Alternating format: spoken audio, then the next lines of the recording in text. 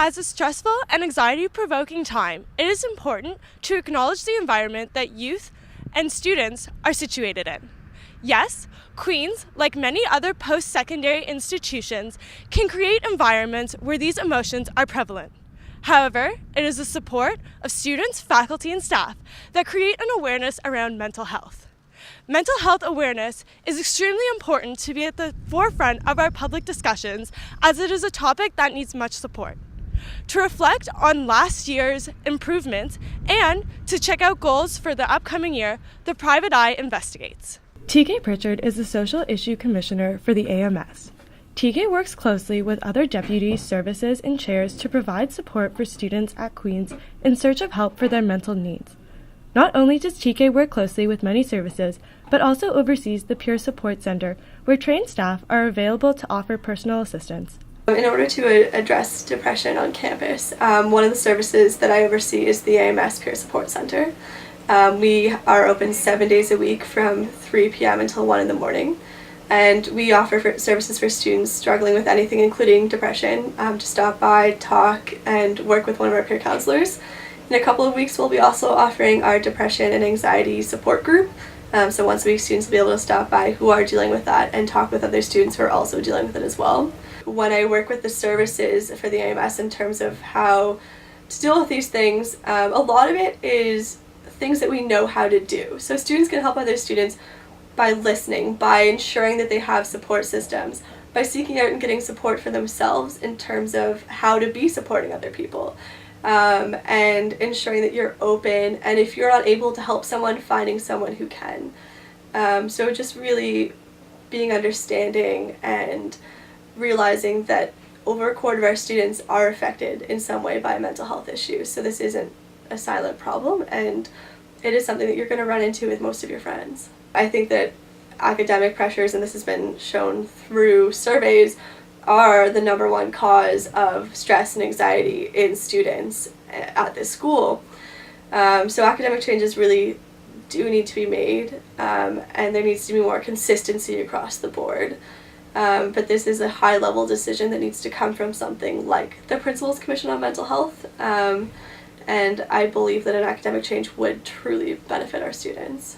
MHAC, or the Mental Health Awareness Committee, works to heighten students' awareness and sensitivity toward mental health issues.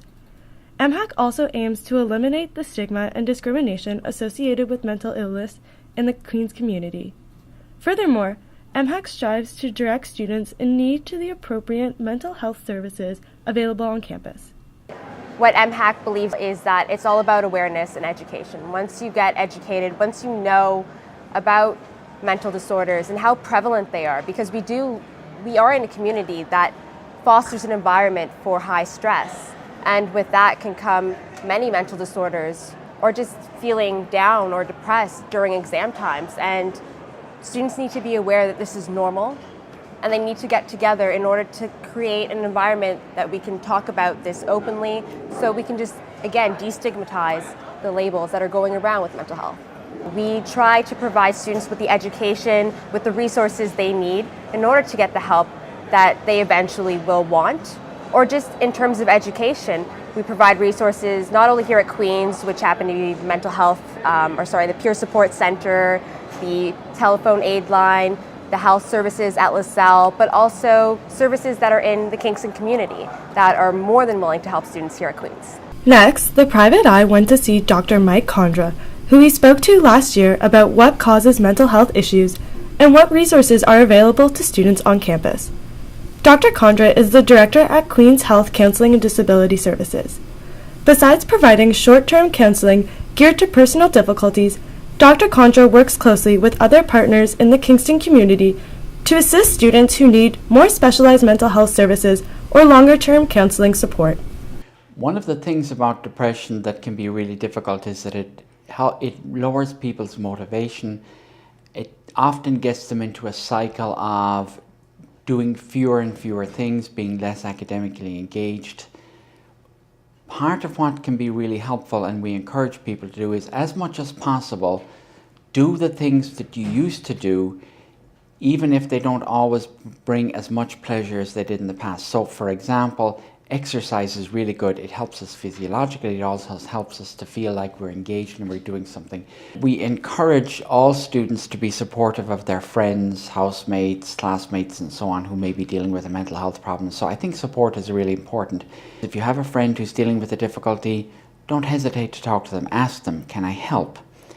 Let them know that you're coming from a place of concern. Talk to them about what you see. I've noticed that recently you haven't been as engaged, or we haven't seen as much of you as we used to in the past. If a person doesn't want to talk about what's going on, that's okay. Keep the door open. Don't get into a power struggle with them. I think you have a problem. When you talk to them, talk about things that you can see. Don't assume that you understand what the diagnosis is. You may do, but maybe you don't either. So talk to them in a way that is respectful and supportive of them. Don't engage them in a power struggle to convince them that they have a problem.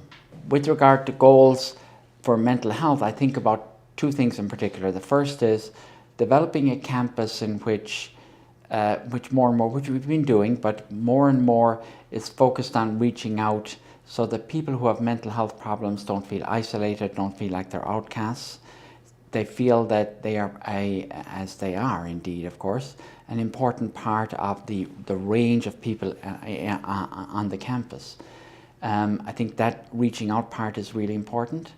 I think the second is educating people in general with regard to what mental health problems look like, so that people understand that if you develop an understanding of mental health, you realize that in fact it's relatively straightforward to understand what's going on, which lowers people's anxiety, makes them more likely to reach out to their friends who are having a difficulty, and to feel less of the fear that produces stigma. As we have seen, the Queen's community needs to keep its commitment to combating negative stigma around mental illnesses. We must also educate ourselves to make sure that if friends and family admit that they are using counselling services, we must not treat them as outcasts. Furthermore, we must stay attuned to the behaviors of our friends and family. If you are somebody who is looking for mental health assistance, please reach out. It could be a decision that could change your life. This has been Sarah Rosenblat reporting for The Private Eye.